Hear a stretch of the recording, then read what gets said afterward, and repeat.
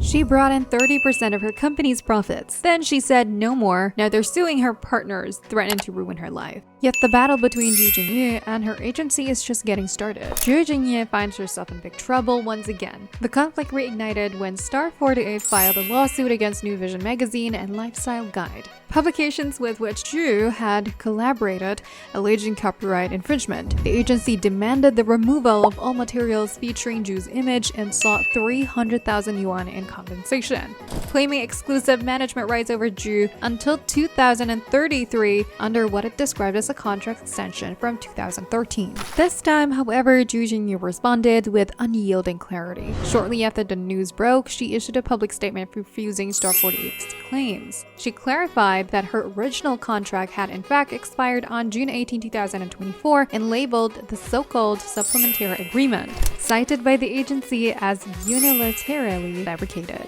Ju strongly condemned what she called the company's harassment of her partners and emphasized that her collaborations were entered into willingly. Going further, she revealed that Star 48 had long used dual contracts to conceal her performance income and withhold payments rightfully owed to her.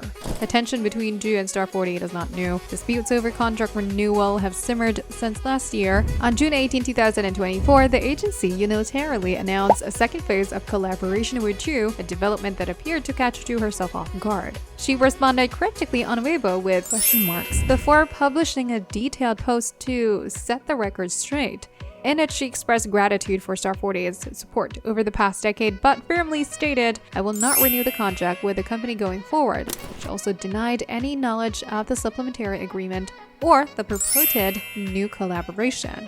Who would have known that the disagreement over this document then sparked a year-long public feud, with Ju's fans rallying behind her and accusing Star 48 of deceptive practices. The agency later retaliated by reclaiming and changing the password to Ju's Weibo account, effectively silencing her on the platform and leaving her largely out of the public eye over the past year.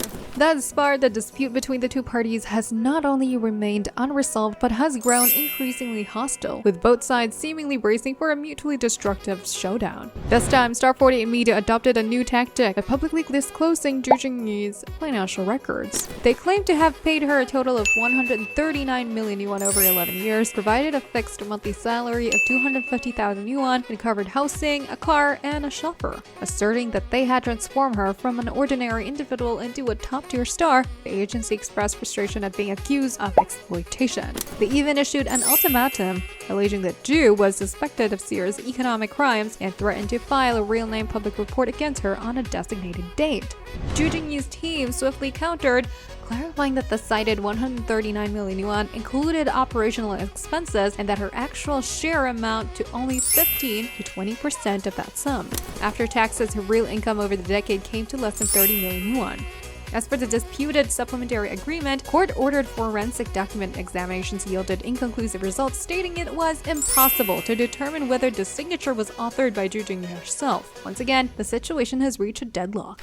Star 48 Media has long faced scrutiny. Over the past decade, numerous artists have taken down the company to court, with each case supported by judicial records or public disclosures. A representative example is the contract termination case of Huang Tingting. After she filed to terminate her contract in 2019, Star 48 Media countersued, demanding 10 million yuan in compensation. The court eventually ruled to dissolve the contract but ordered Huang to pay 3.5 million yuan in damages. She was temporarily placed on a list of debt-restricted individuals until she paid the full amount in 2023, after which the restrictions were lifted. Former SNH48 member Tan Hongyu was sued by Star 48 Media in 2024 and ordered to pay 550,000 yuan in compensation. Similarly, former member Li Yutong faced a claim for millions in damages when terminating her contract. Such economic contracts have long been criticized as instruments of indentured servitude. In the past year alone, Star 48 Media has been involved in 40 court hearings, 20 of which were related to contract disputes, the most common type of case brought against the agency. Perhaps more startling, amid Ju Jingyi's ongoing battle with Star 48, another former SNH's 48 member, Zhang Yangfen, stepped forward to expose that she described as the darker side of the industry. Zhang revealed that the agency has arranged for female artists to attend business dinners where investors often behave inappropriately, making sexual remarks and engaging in unwanted physical contact. After refusing such advances, she alleged she was locked in a bathroom and verbally abused for 2 hours, even being showed. She attributed her inability to resist in part of the restrictive nature of her contract, which she likened to indentured servitude. Her account also shed light on what happens to be common practice at Star 48, arranging artists for private social engagements. In 2014, for instance, the agency set an SNH48 team to attend a yacht birthday party in Sanya for Wang Xikong, a son of a prominent Chinese real estate tycoon. The performers were reportedly required to wear low-cut bunny outfits with bows around their necks. After their performance, they were expected to socialize with Wang, toasting, lighting cigarettes, and singing. Zhang stated that between 2014 and 17, while Star 48 was seeking financing and preparing for a public listing, the company frequently arranged for young artists to attend such business dinners. These events were unrelated to normal work obligations, privately organized, and offered no right of refusal, forcing artists to endure what she termed harassment.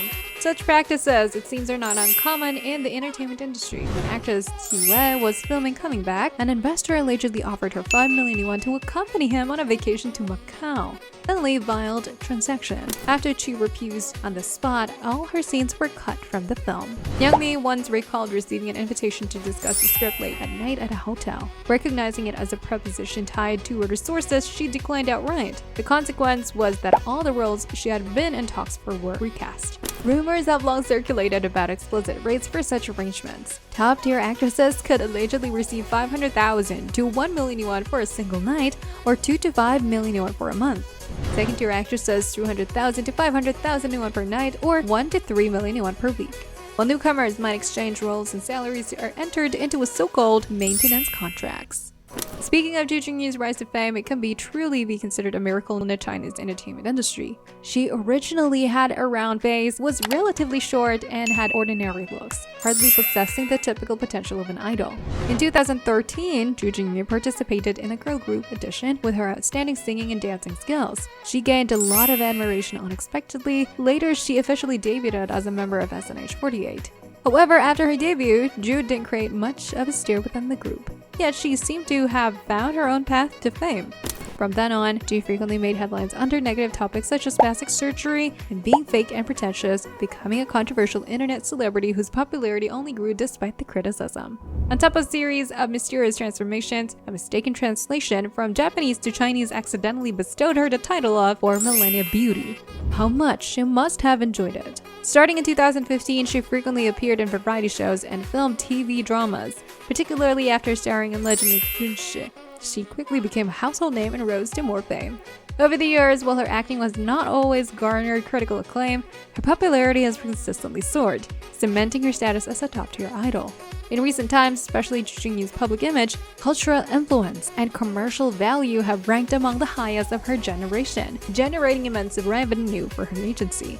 It is widely rumored that her contributions alone make up over 30% of the company's annual profits. For Star 48 Media, losing such a lucrative asset is undeniably a heavy blow. And in this light, their subsequent aggressive tactics may appear to some as desperate but understandable maneuvers. Now, although Star 48 has threatened to expose Ju Jingyi, they have yet to act on it. On her side, Ju has already established her own independent studio and secured high-profile brand partnerships, including with Louis Vuitton, signaling her clear intent to move forward autonomously. She continues to grace red carpets and take on new roles in TV dramas, seemingly unshaken by the ongoing conflict. Yet many pressing questions remain unanswered. Is the controversial supplementary agreement authentic? How much of the cited 139 million yuan truly reached Ju Jingyi's personal income? Could the ominous allegation of economic crimes evolve into a real legal threat? And will her upcoming dramas such as Veil of Shadows and Let's Fight proceed with their scheduled releases? For now, all we can do is wait and see. Thank you for joining us in this edition of Chinese Star Buzz. If you have any additional thoughts to share, please do so in the comments below. Remember to like, share, and subscribe. Stay tuned for forthcoming updates, and we look forward to seeing you in the next video.